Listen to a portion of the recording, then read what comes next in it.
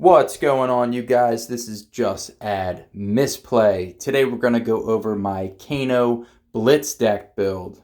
I've been working on this deck for a little bit now, and I feel like the deck list I have now is solid. It can definitely be improved, okay, with more reps, but that's with any deck, right? So my goal of this video is to give you a baseline for the Kano deck, a little bit of the understanding on how it works, and if it helps you, please hit that thumbs up. It goes a long way. Helps out so much. Really appreciate it. So let's start with Kano. His ability is at instant speed, so you can play it on your turn or your opponent's turn, and you can also play it multiple times if you have the resources, right? So you pitch a blue because it costs 3. You look at the top card of your deck. If it's a non-attack action, you can banish it, and if you do, you can play it as though it were an instant. This is important. You don't want to run attacks in this deck unless it is a non-attack action. A lot of the wizard attacks are actually called wizard actions, so that's where that comes into play. So it seems a little confusing till you pick up the wizard cards, and then you kind of get a better understanding how it works. So let's sort this out.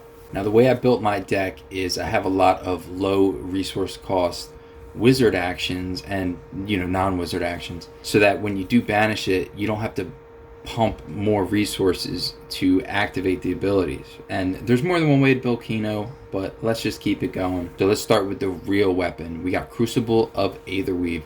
It's a once per turn instant, so you can use it on your opponent's turn. You pay 1 resource, and the next card you play deals 1 additional arcane damage.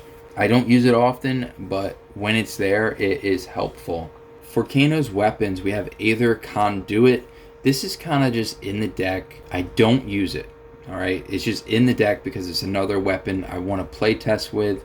I haven't gotten around to that just yet. Moving into the armor, we have Arcanite Skullcap. You start the game with 15 health, so it's important that you get as many blocks as possible. Arcanite Skullcap will start with that Skullcap activation, which will give you 2 defense. It's important. It's important to have for Kano, I believe. For the chest piece, we have Fyendel's Spring Tunic. This is really good because it'll give you that energy counter, which will help you cast spells later on. Making it to turn 3 is usually the critical turn where you're ending the game, and that 1 resource, when you get the 3 energy counters, goes a long way. Gambler's Gloves, again, this is for the Rhinar KO matchup in Blitz, just so it's not an instant loss. They're tough enough as is going up against Wizard, so they're here to try to give you an edge. Other than that, they sit in the equipment slots, doing a whole lot of nothing. Up next, we got Iron Rot Gauntlets. This is just if you need more defense in the deck, but usually I'm using Metacarpus Node. Whenever you play a card with an effect that deals arcane damage, you can pay 1, and if you do, that effect deals that much damage plus 1. And then at the end of your turn, you destroy Metacarpus Node. So keep that in mind. It also has Arcane Barrier 1, just in case. Just a little extra spice at the end of those gloves. We have Robe of Rapture. I personally have not used it. I think Fyendel's Spring Tunic is better, but if you do not have a Fyendel's Spring Tunic, Robe of Rapture is there for you. And then we got Storm Striders for the feet. At instant speed, you can pay 1 resource and destroy the Storm Striders, and your next wizard non-attack action this turn can be played as though it were an instant. This is really good. I've had games where I used it in the beginning, and I have games where I saved it and used it at the end. Usually the games where I saved it at the end is enough to just blow out the opponent. So I would say don't use the Storm Striders right off the bat. I would say try to save the Storm Striders for when you have that spicy hand after turn 1, right? You don't really want to use this on turn 1. Go with the flow, man. If you feel you got to use it, then just use it. Whatever. Up next, we got Talishar, the Lost Prince. This is like a hidden spice, right? You can use this and just say, forget the Aetherweave. I played a match or 2 where I used this instead of the Aetherweave, and honestly, when it's my turn, I'll just pitch 2 and attack for 4, and then eventually it gets destroyed, but you're probably not going past turn 3 with Kano anyway. It might be more useful than the Crucible of Aetherweave, depending on how you build your deck. And then finally, we have the Talismanic Lens. At instant speed, you can destroy it in Op 2. This is nice to help set up your turns. It's a common equipment, so if you can't get that Arcanite Skull Cap, Talismanic Lens is probably the next best thing. Moving on to the 40 card deck, starting off with Aether Flare. We got 2 copies of the red version. Deal 3 arcane damage to an opposing hero. And then the next card you play this turn that deals arcane damage, deals that much, plus X, where X is the damage dealt by Aether Flare. It forces the opponent to block Aether Flare. And if they don't, they're going to get burnt. See what I did there? Alright. Blazing Aether, this is definitely the MVP of the deck. After you have a turn where you just do like however many arcane damage, you play Blazing Aether for free because it costs 0, and it pretty much hits your opponent a second time for however much arcane damage they took. This card is so good. You have to play it, and I also gotta say, I like that it's like simple, right?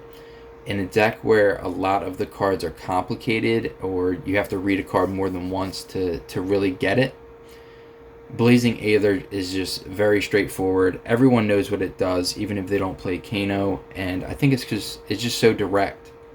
So direct, in fact, that it just hits them right in the face. Moving on, we got Chain Lightning. It's a yellow pitch, and there's not many yellow pitches in this deck. It costs 1, and your next wizard non-attack action you can play as though it were an instant. So it's pretty sweet. And if you played another wizard non-attack action, you deal 3 arcane to each opponent. It's a very spicy card. There's a reason it's majestic. I run 2 copies. It's really good. Up next, we got Energy Potion. I run 2 of them for the blue pitch value. And again, if you use Kano's ability and you banish an Energy Potion, you can play that Energy Potion as though it were an instant. Play it for 0 and put it on the battlefield. Like, that's really good. It's so good. Adds resources. It adds that extra oomph that the deck needs. Other than that, you're just pitching it for 3, okay? Up next, we got Eye of Ophidia. Once more, you're just pitching it to get that 3 resources. And then when you pitch it, you get to opt to set up your deck. It's really good. If you can't afford Eye of Ophidia, just run Whisper of the Oracle instead.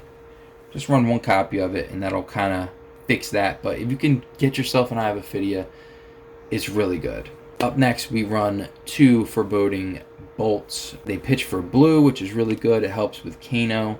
And if you pitch this and then draw it late game, dealing 1 arcane damage to target hero it's enough to where it like forces a card from the opponent's hand, which is good.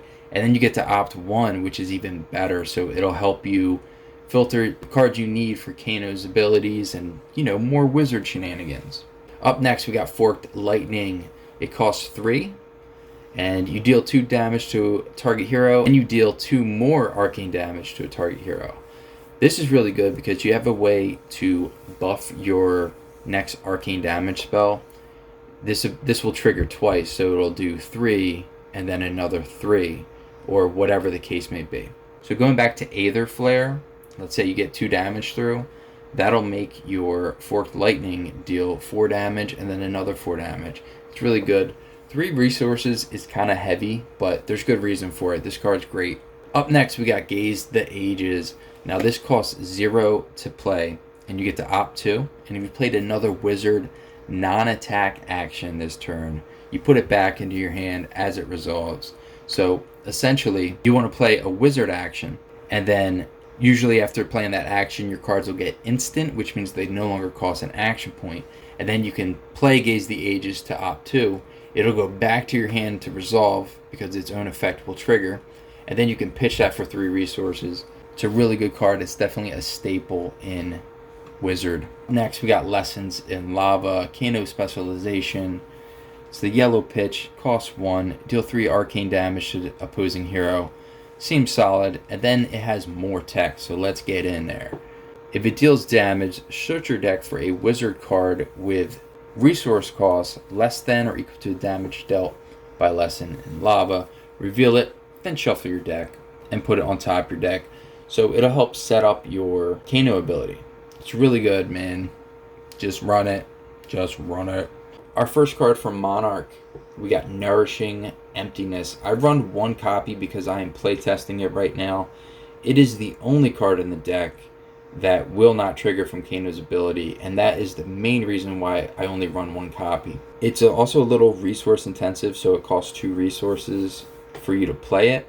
But if it hits, you get 1 intelligence at the end of turn. So now you're playing Kano with 5 cards in hand. Yeah, it's pretty scary, and the opponent's not going to like that. It also has 6, so you can use it against blocking a Prism deck. So just keep that in mind. Break those phantasms. If this ends up being better, I will do a deck upgrade video, and I'll let you know my results, and maybe I'll run more, or maybe I'll cut it entirely. We'll see. Up next, we got the red Reverberate. Deal 3 arcane damage to a hero, and if it deals damage, banish a wizard non-attack from your hand with resource cost less than the damage dealt, or equal to it. You can play it as though it were an instant. Wizard's all about making your wizard actions instant speed so that you don't have to use action points to play them. That's what the deck wants to do, and it wants to deal arcane damage while it does that. Next, we got Scolding Rain. I got 2 copies of the red and 2 copies of the blue. Now the blue copies are mainly just for pitching, but in the late game, 2 arcane damage is helpful, and it triggers with Kano. The red one, pitching 1 resource to deal 4 damage, is pretty good. They also block for 3, so keep that in mind. Usually not blocking much, but we'll see. Just go with the flow, man. If you gotta block, you gotta block. Up next, we got red and blue Snapbacks. This card's really good. 3 arcane damage to target hero, or 1 if it's blue, but again, with blue, you're mainly just pitching it, but it does stuff at the end of the game. If you played another wizard non-attack, you can play it as though it were an instant. So on your opponent's turn, it'll trigger usually if you have another way to play a different wizard instant spell, and it just really punishes the opponent. Next, we got yellow Sonic Boom. 3 arcane damage to target opposing hero. If it deals damage, look at the top card of your deck. If it's a wizard non-attack action, hey, guess what? It probably will be. You can banish it. If you do, you can play it this turn as though it were an instant, and it costs X resources less, where X is the damage by Sonic Boom. This is almost like a free Kano ability, right? And it reduces the damage if it hits. It'll force a block, or force a card from their hand for them to block that arcane damage. If not, they will be punished for it. Sonic Boom is very, very good. So we have 2 Time Snap potions. Same deal. You pitch it for 3, it costs 0 to play, and if you banish it with Kano, you can actually play it as though it were an instant. When it gets banished and you play it for 0 at instant speed, it feels really good. It helps you set up your turn, and then pitch for 3. It's just so good. All the potions are good except for the strength in this deck. Up next, we got Tomb of Aetherweave. Now, this is a card that has options, and you can choose the same mode more than once. It's 0 to play, which is really, really good. And you can pay 0 and draw a card, and then draw a card again. Or the next card you play this turn that deals arcane damage, deals that much arcane damage plus 1. So it's almost like your weapon, the Crucible of Aetherweave, but it doesn't cost you any resources other than itself to activate. So you can actually choose the arcane damage buff twice, and it'll give plus 2 arcane damage to your attacks, which is enough to end a game, I think. Up next, we got Tomb of Fyendel. This card's an all-star. If you banish it with Kano, you get to draw 2 cards. It's really good. At instant speed, come on now, it's really good. And then the last 4 cards in my deck are 2 red zap and 2 blue zap. I like the fact that they cost 0. They're not super impressive, but you're already paying 3 resources to activate Kano's ability. So whatever card you banish using his ability, you want it to have a low resource cost. So that's why I'm running zaps.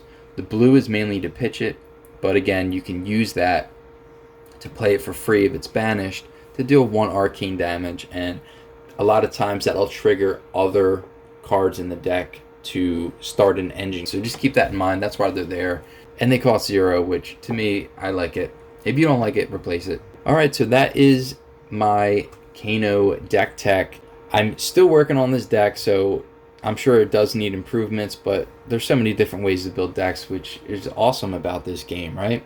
If you like this video, found it helpful, or if you have any suggestions, leave a comment, hit the thumbs up, and we'll see you in the next video.